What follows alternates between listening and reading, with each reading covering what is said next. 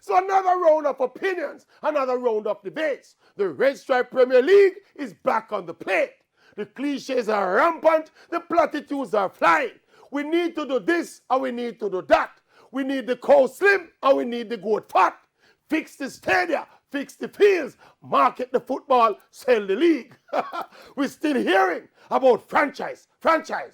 But at what price? But you know, I have a maverick theory that there are two basic fundamentals stopping Jamaica from developing the professional football league that people are dreaming of.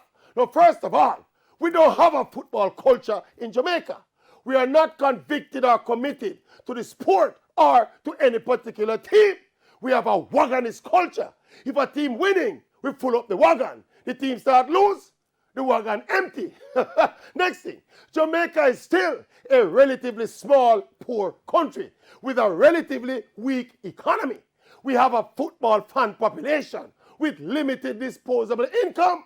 We don't have the kind of numbers or spending power that will drive up gate receipts or merchandising or television revenue.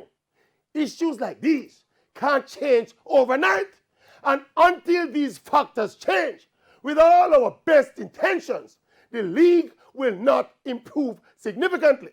We need to temper our expectations and stop the comparisons. The RSPL is not the EPL. that is like comparing paper and plastic. Let me show you.